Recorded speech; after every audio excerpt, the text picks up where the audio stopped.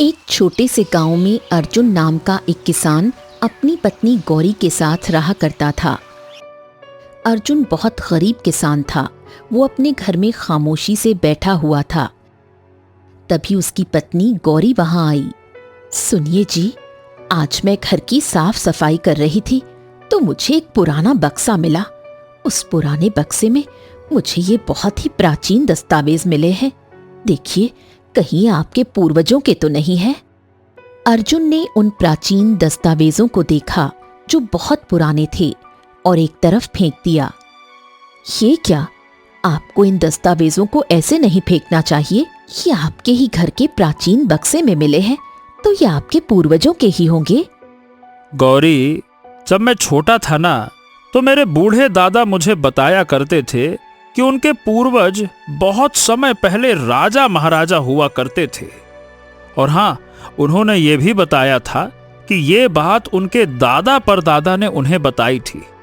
हाँ, लेकिन जब से मैंने होश संभाला, मैंने तो गरीबी ही देखी है। लगता है जरूर ये दस्तावेज भी उसी समय के होंगे। लेकिन खैर, अब इनकी कीमत तो कौड़ियों के भाव भी नहीं है। क्या करेंगे इनका? मैं जानती हूँ आप इस समय परेशान हैं। आपने साहूकार से कुछ कर्ज लिया था, आप उसे चुका नहीं पाए क्योंकि फसल खराब हो गई, और उसके बदले में साहूकार ने हमसे हमारा खेत छीन लिया।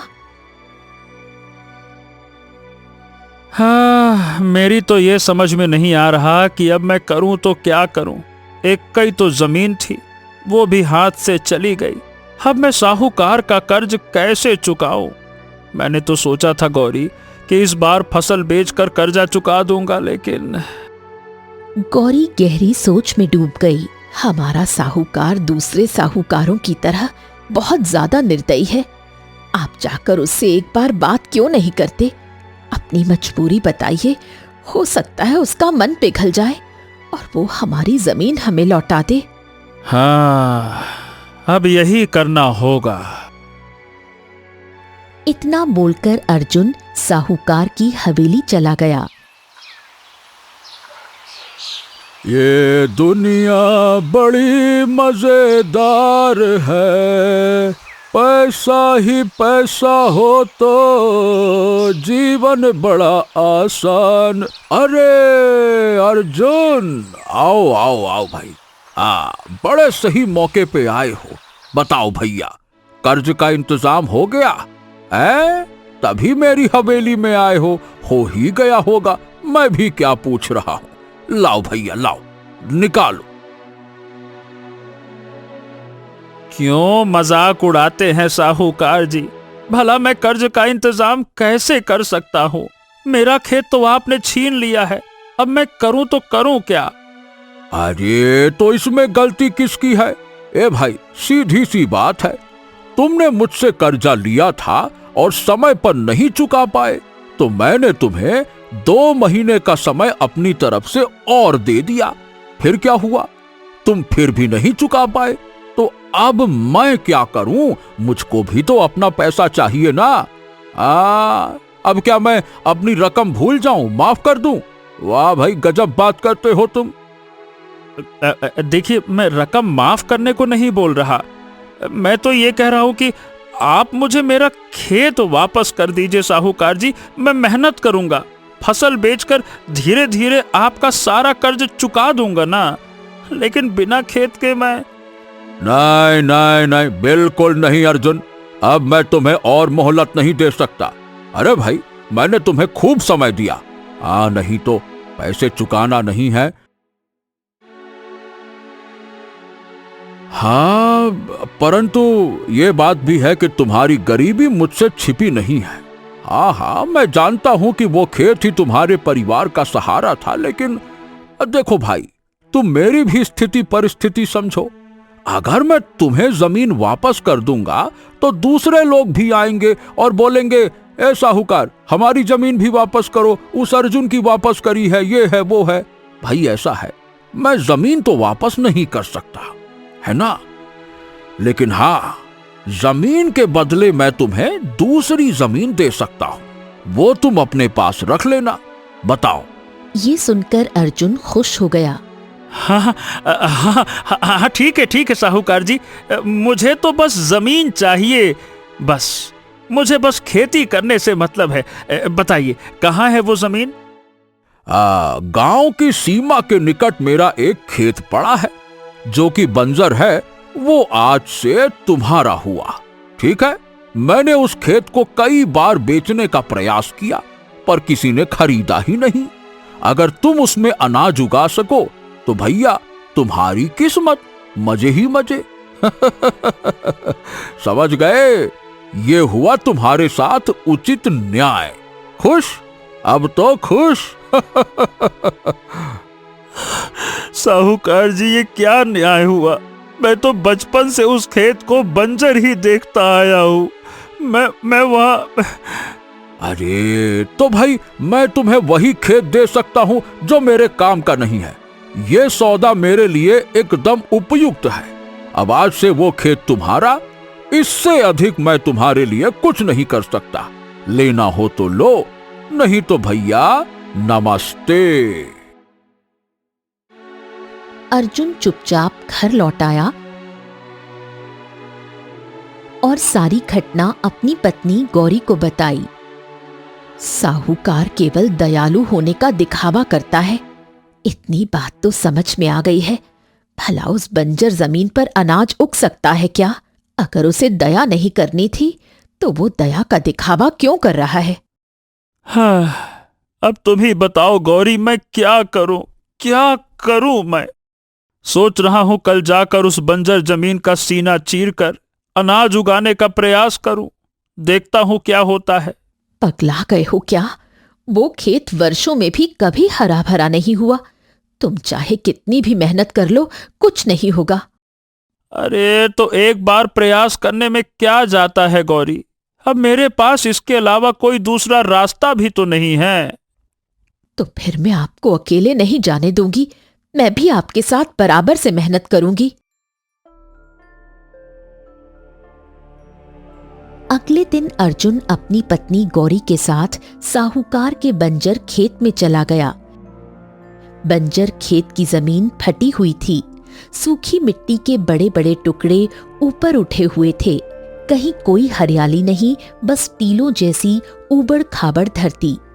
हवा में सूखे पत्तों की किरकिराहट थी और दूर तक केवल वीरानापन। मुझे नहीं लगता कि इस धरती पर अनाज उग सकता है। ए गौरी, प्रयास करने में क्या जाता है? चलो पहले इस बंजर जमीन की जुताई करते हैं, फिर देखते हैं। चलो। अर्जुन और गौरी फावड़ा लेकर बंजर खेत को खोदने लगे। दोपहर तक अर्जुन लगातार मेहनत करता रहा। गौरी थक चुकी थी। चलो कुछ देर आराम कर लेते हैं, उसके बाद खुदाई करेंगे।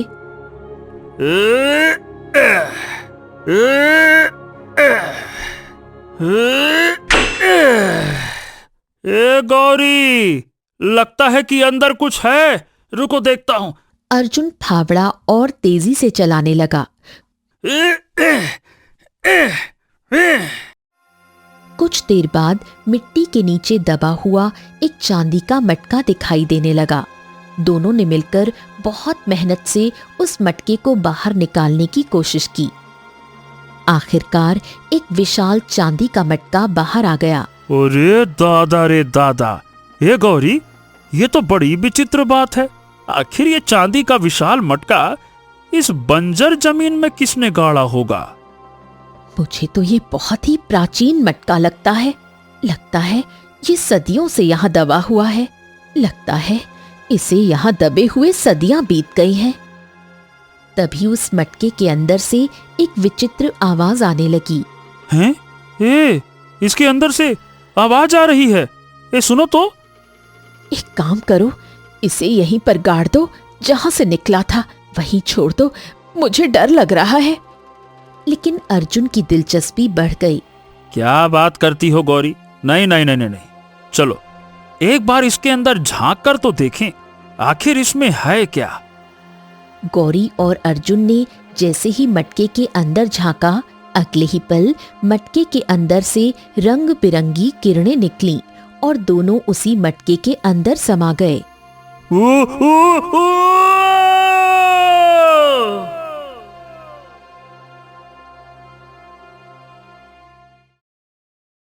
कुछ देर बाद वो दोनों एक जंगल में जोर से गिर पड़े, जैसे किसी ने उन्हें बहुत ऊंचाई से धक्का दे दिया हो।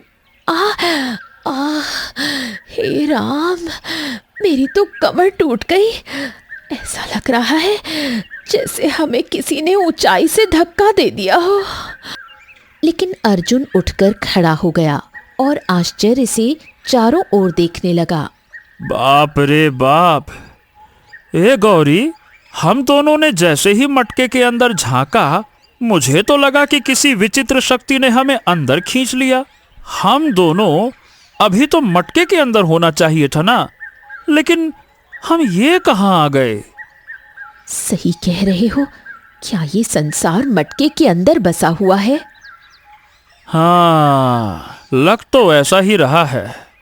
ये सुनकर गौरी रोने लगी। फिर तो हम दोनों फंस गए।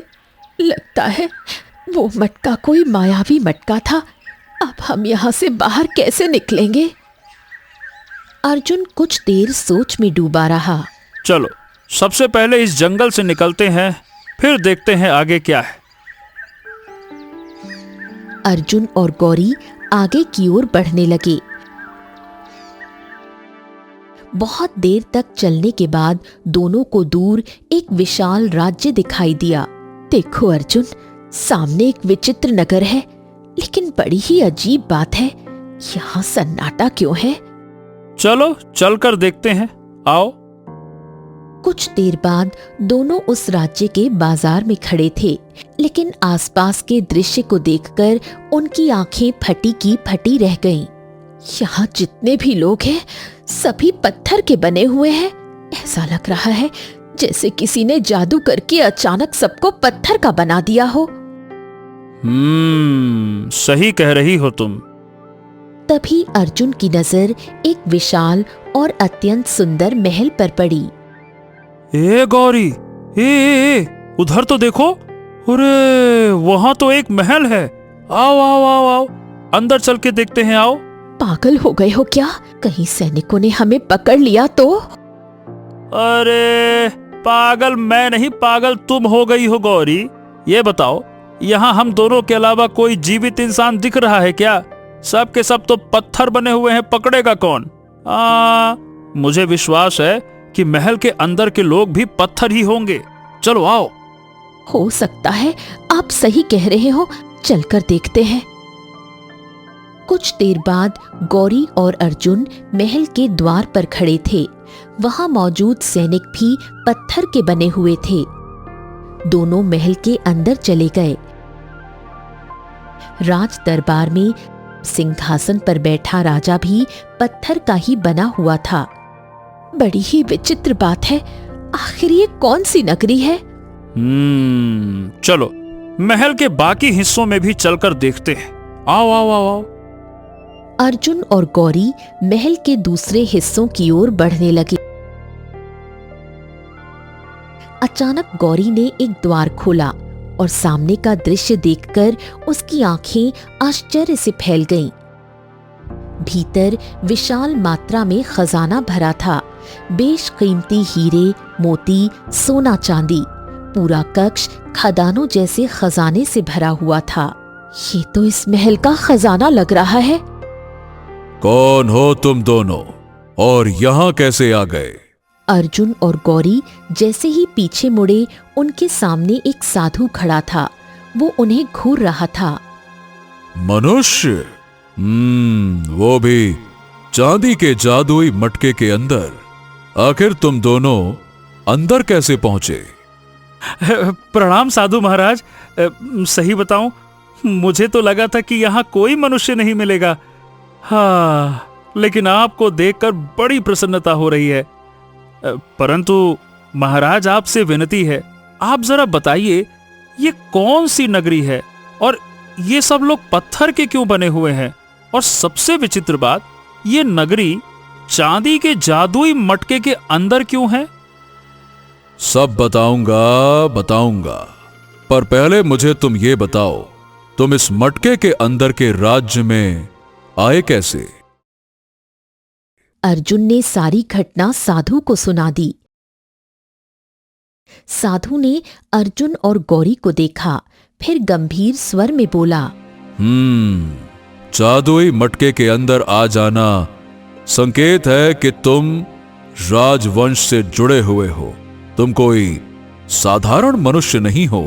ये सुनकर अर्जुन चौंक गया। साधु महाराज, मेरे दादा परदादा भी यही बताते थे कि हमारे पूर्वज राजा थे, परंतु मैंने तो जब से होश संभाला है गरीबी में ही, क्या कहूं अब। अच्छा, आप देख कर बताइए, क्या मैं कहीं से राजवंश जैसा दिखाई देता हूं क्या? बताइए।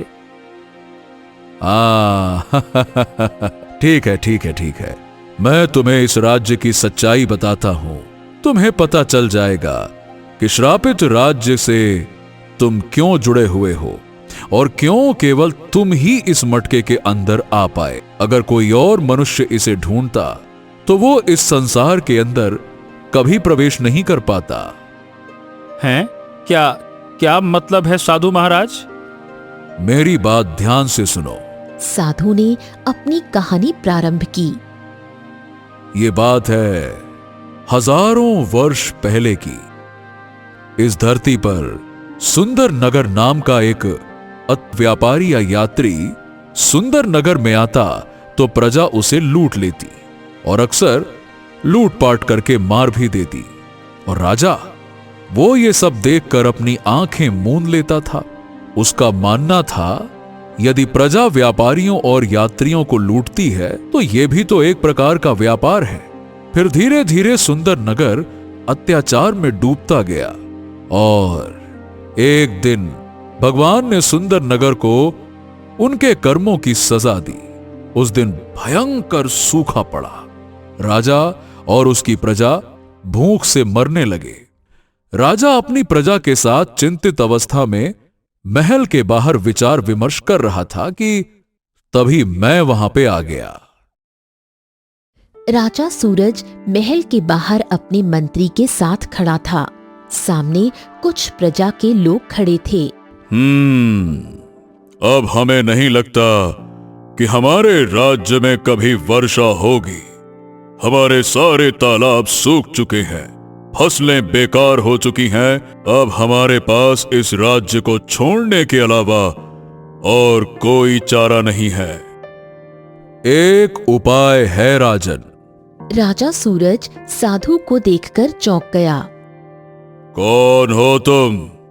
महाराज, मैं एक साधु हूं। मैं आपकी समस्या का समाधान कर सकता हूं, परंतु उसके लिए आपको प्रायश्चित करना होगा। आपको मानना होगा कि आपकी प्रजा ने और आपने अत्याचार की सीमा पार कर दी है और क्रोध में भगवान ने आपको दंड दिया है। परंतु प्रायश्चित सबसे बड़े पाप को भी छोटा कर सकता है। ये कहकर साधु ने मंत्र पढ़ना शुरू किया। ओम ओम। उसके हाथों से रंग बिरंगी किरणें निकलीं और एक विशाल चांदी का मटका प्रकट हो गया। राजन, ये जादुई मटका है। आप इससे जितना पानी मांगेंगे ये उतना ही पानी देगा। इससे आपकी प्रजा और आप भूख से नहीं मरेंगे। आप इसे खेतों में भी उपयोग करके फसल उगा सकते हैं। हैं? क्या ये केवल पानी देगा या फिर कुछ और भी देता है? राजन, आप यदि धन दौलत सोना चांदी भी मांगेंगे तो ये मटका वो भी आपको दे देगा। परंतु अभी आपकी सबसे बड़ी आवश्यकता पानी है। लेकिन हां, याद रखिएगा, जब आपके राज्य में सूखा खत्म हो जाएगा और वर्षा होने लगेगी तब मैं ये घड़ा वापस लेने आऊंगा। हरिओम हरिओम हरिओम। राजा सूरज अत्यंत प्रसन्न हुआ। साधु वहां से चला गया। उस दिन के बाद जादुई मटका पूरे राज्य को पानी देने लगा। फसलें खड़ी हो गईं। कुछ ही समय में वर्षा होने लगी। राज्य में सूखा समाप्त हो गया। एक दिन राजा सूरज अपने राज दरबार में बैठा अपने पुत्र को खिला रहा था। तभी वही साधु आ पहुंचा। राजन, लाइए, वो घड़ा मुझे वापस दे दीजिए, लाइए। तो तुम्हें मटका वापस चाहिए? ये देखो, मटका तो सामने रखा है, पर तुम इसे हाथ नहीं लगा सकते। साधु चौंक गया। परंतु क्यों? क्योंकि ये हमारा आदेश है। ये जादुई मटका है। अब हम इससे अमृत मांगेंगे, धन मांगेंगे, सोना मांगेंगे, चांदी मांगेंगे और इस संसार के सबसे शक्तिशाली राजा बन जाएंगे। ओ धोखा! तुमने हमारे साथ धोखा किया राजन। हमें विश्वास था कि मुसीबत खत्म होने के बाद तुम सुधर जाओगे, लेकिन तुम तो अब भी अत्याचार पर अड़े हुए हो। दफा हो जा यहां से।